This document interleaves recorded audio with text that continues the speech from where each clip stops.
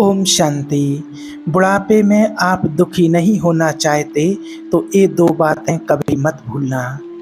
आज नहीं तो कल देखिए, बुढ़ापा तो सभी को आना ही है, लेकिन बुढ़ापे में दुख ना हो, सुखी सुखी से और खुशी से हमारा बुढ़ापा कट जाए, उसके लिए क्या करना। आज आपको जो बताने जा रहे हैं, हर व्यक्ति को इससे सामना करना पड़ता है। एक दिन ऐसा आएगा जिसके बारे में हमें पहले से जान लेना चाहिए। क्या पता उस समय आप वासनाओं की चकाचौंध में इस सच्चाई को आप ना समझ पाएँ या ना देख पाएँ। तो इस वीडियो को हर एक इंसान को, बच्चे से लेकर के वृद्ध तक, हर किसी को देखना चाहिए। ये तो आप जानते ही हैं कि बुढ़ापा सबसे कठिन और आखिरी अवस्था होती है, जिसमें आने के बाद सबसे अधिक ज़रूरत होती है अपनों के सहारे की। यदि उस समय अपने ही हमसे दूर हो जाएं, अपने की ज़रूरत होती है उस टाइम पर बहुत ज़्यादा। उस टाइम पर ना तो पैसे की ज़रूरत होती है, ना किसी सुविधाओं की ज़रूरत होती है, ना खाने पीने की ज़रूरत होती है, ना इतनी ओढ़ने पहनने की ज़रूरत होती है।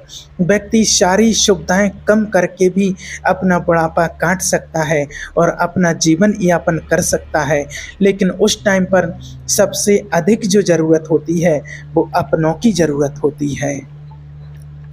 और जिसे अपनों का साथ और सहारा ना मिले तो उससे ज़्यादा अभागा इस दुनिया में और कोई नहीं होगा। तो आज जानते हैं जीवन की वो कड़वी सच्चाई जिसका सामना हर किसी को करना पड़ता है।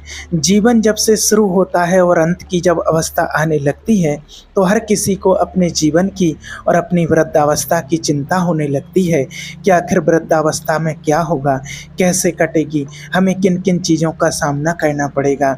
ये चिंता व्यक्ति को जैसे ही उसकी वृद्धावस्था आने को होती है और तभी से उसको शुरू हो जाती है। वैसे तो इसके लिए वास्तविकता तो ये है कि उसके लिए हमें शुरू से ही अपने जीवन में ऐसे श्रेष्ठ कर्म करना चाहिए जिससे हमें उस अवस्था तक पहुँचते पहुँचते किसी चीज़ के मोहताज ना होना पड़े, किसी चीज़ के लिए कोई कष्ट ना भोगना पड़े। तो आज अगर आपने इसको समझ लिया तो आपको बुढ़ापे में कोई कष्ट नहीं होगा, आपका बुढ़ापा भी अच्छे से निकल जाएगा। एक बार दिवाली का समय था। एक पति पत्नी बाजार से कुछ जरूरी सामान खरीदने के लिए घर से निकलने ही वाले थे कि अचानक ही लड़के को अपनी बूढ़ी माँ की याद आ गई, जो घर में अकेली बैठी हुई थी। उसने अपनी पत्नी से पूछा, सुनती हो प्रिय, तुमने माँ से भी पूछा है कि दिवाली के अवसर पर उसे तो कुछ नहीं मंगाना है? पत्नी कहने लगी, अरे तुम भी कैसी बात करते हो, उनको इस उम्र में भला क्या चाहिए, 2 वक्त की रोटी और 2 जोड़ी कपड़े, इसमें पूछने वाली बात क्या है? पति बोला, देखो ये बात नहीं है, माँ पहली बार दिवाली पर हमारे घर में रुकी है। वैसे तो वो हर बार गांव में ही हमारे भाई के पास ही रुकती थी, लेकिन पहली बार जब वो हमारे पास हमारे घर आई है तो हमारा भी फर्ज बनता है कि हमें उसकी ज़रूरतों को पूछना और उसकी ज़रूरतों को पूरा करना। मैं जानता हूँ कि उसे वैसे तो कुछ नहीं चाहिए होगा, लेकिन फिर भी मन रखने के लिए उससे पूछ तो लेती। पति की बात सुनकर के पति एकदम भड़कती हुई पति पर बोली, अरे अगर इतना ही आपका अपनी माँ के ऊपर अगर प्यार उमड़ ही रहा है तो स्वयं ही जाकर क्यों नहीं पूछ लेते हो? और इतना कह करके वो बैग लेकर के झल्लाती हुई और घर से बाहर निकलने लगी। पत्नी को नाराज देखकर बेटे का मन नहीं माना और वो अपनी माँ के पास पहुँचा और बोला, माँ हम दिवाली का सामान खरीदने के लिए बाजार जा रहे हैं, यदि आपको माँ कुछ चाहिए तो आप बता दीजिए, हम लेते आएंगे। माँ कहने लगी, बेटा मुझे कुछ नहीं चाहिए। लड़के ने फिर पूछा कि माँ बता दो, जो भी आपकी इच्छा हो। तो बेटे की जिद देख करके माँ ने कहा, ठीक है बेटा, अगर तू नहीं मानता है तो रुको, मैं कुछ लिख कर के देती हूँ। तो मैं और बहू को दीपावली की बहुत खरीदारी करनी है, त्योहार सामने आया है, तो कहीं आप भूल ना जाओ। इतना कह कर के बूढ़ी माँ कमरे में चली गई और एक कागज़ पर कुछ सामान की लिस्ट बना करके बेटे को दे दी। बेटे ने उस कागज़ को बिना पढ़े ही जेब में डाल लिया और गाड़ी में जा कर के बैठ गया। पत्नी तो पहले से ही गाड़ी में बैठी हुई थी। लड़के ने अपने पत्नी को सुनाते हुए कहा, देखो मैंने तुमसे कहा था ना कि माँ से भी पूछ लो, यदि कुछ मंगाना हो तो। माँ ने भी कुछ अपना सामान पर्चे में लिख करके दिया है। कहते हैं इंसान जब तक जिंदा रहता है रोटी और कपड़ों के अतिरिक्त उसे और भी बहुत कुछ चाहिए होता है। पत्नी कहने लगी कि ठीक है, पहले तो मैं अपना सामान लूँगी और बाद में फिर तुम अपनी माँ का पर्चा देखते रहना। इतना कहकर वे दोनों बाजार में चले गए। पत्नी ने बाजार से अपनी ज़रूरत का पूरा सामान खरीद लिया और पति से बोली, सुनो जी, खरीदारी करते करते मैं तो बहुत थक चुकी हूँ। मैं तब तक गाड़ी में बैठती हूँ, तुम अपनी माँ की लिस्ट देख लो और सामान खरीद लाओ। लड़के ने माँ का पर्चा निकाला अपनी जेब से और उसे देखने लगा। लिस्ट बहुत लंबी थी। पहले तो वो देख करके चौंक गया कि इतनी लंबी लिस्ट माँ ने बनाई है। पता नहीं माँ ने क्या क्या मंगवाया है। ज़रूर अपने गांव वाले बेटे और बहू के लिए ही कुछ सामान इसमें लिखा होगा, उनके लिए ही मंगवाया होगा। पत्नी की बात सुनकर के पत्नी फटाक से बोली, और बनो श्रवण कुमार, माँ के सामान के बिना तो तुम्हारी रोटी नहीं पच रही थी। इतना कहकर वो पति की ओर गुस्से से देखने लगी। इधर पति ने जब माँ का दिया हुआ पर्चा पढ़ा तो पढ़ते पढ़ते उस बेटे के हाथ कांपने लगे, उसकी आंखें भर आईं, उसका पूरा शरीर कांपने लगा। पति की ऐसी हालत देख करके पत्नी घबरा गई। पूछने लगी, क्या हुआ? ऐसा क्या मांग लिया तुम्हारी माँ ने जो तुम्हारे पसीने छूट गए? इतना कहकर पत्नी ने अपने पति के हाथों से वो पर्चा छीन लिया और स्वयं पढ़ने लगी। पत्नी भी उस पर्चे को पढ़कर हैरान थी। इतने बड़े पर्चे में सामान की जगह माँ का भाव लिखा हुआ था। जीवन की सारी इच्छाएं उस माँ ने चंद शब्दों में ही व्यक्त की थी। उसमें लिखा था, बेटा मुझे दिवाली पर तो क्या, मुझे किसी भी अवसर पर कुछ नहीं चाहिए। फिर भी अगर तुम जिद ही कर रहे हो तो फिर भी बाजार से अगर किसी दुकान पर कुछ मिल जाए तो फुर्सत के कुछ पल मेरे लिए लेते आना, क्योंकि ढलती शाम की तरह मेरे जीवन की भी सांझ हो गई है।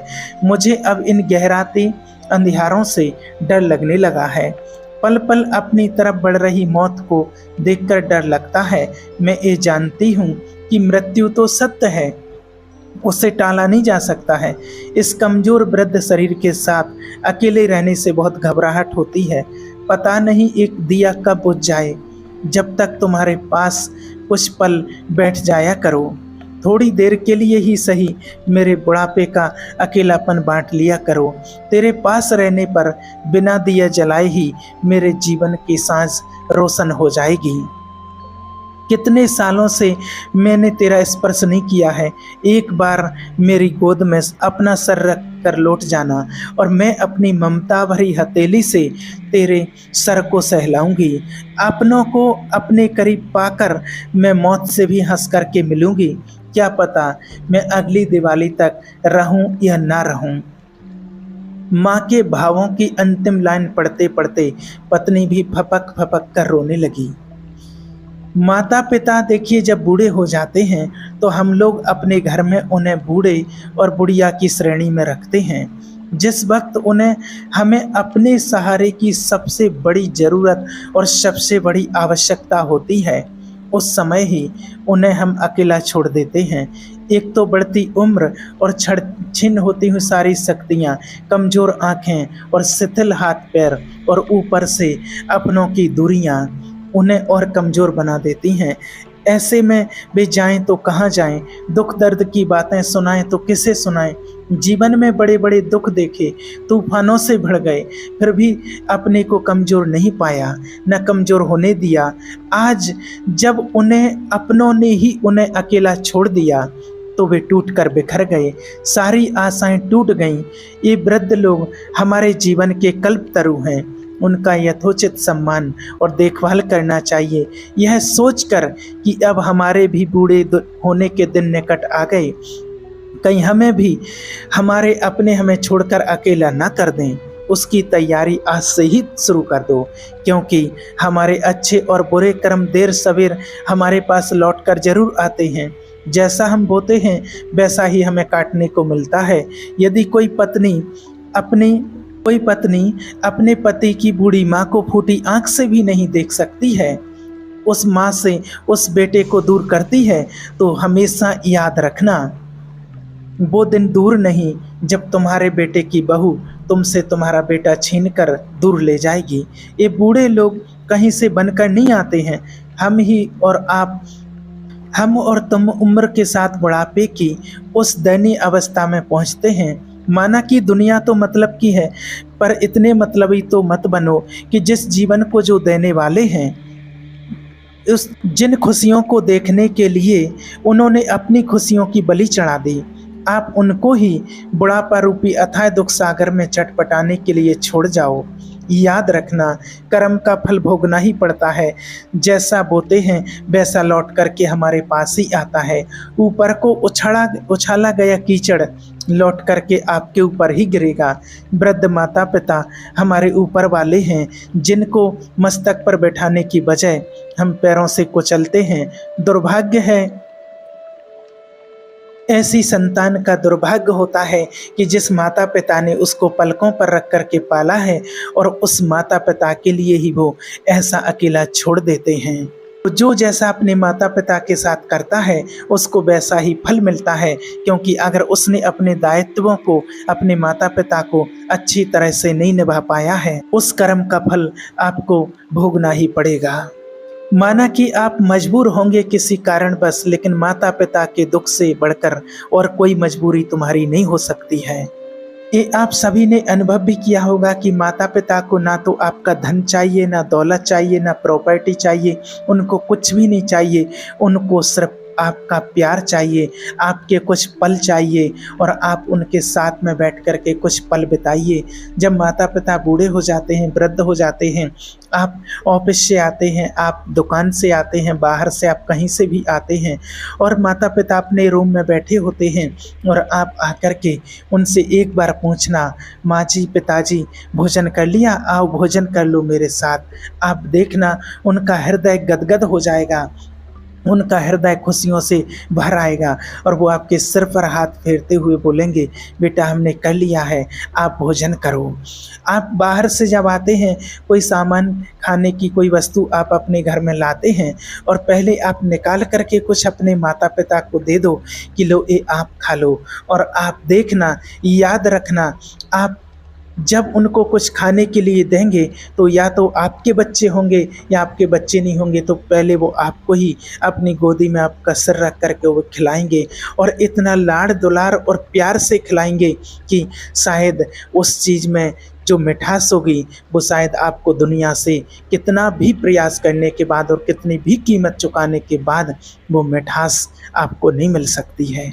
इस बात को आप हमेशा याद रखना कि अगर आप अभी अपने माता पिता को अकेला छोड़ देते हैं अपनी पत्नी के कारण या किसी के भी कारण कहने से, तो एक दिन आप भी याद रखना बुढ़ापा आपका भी आएगा, आपके भी बच्चे होंगे, और फिर वो बच्चे भी अपनी पत्नी के कहने पर आपके साथ भी वही हाल करेंगे जो आज आप अपने माता पिता के साथ कर रहे हैं। इसलिए अपने माता पिता के साथ कभी भी गलत व्यवहार ना करें, उनको हमेशा सम्मान दें।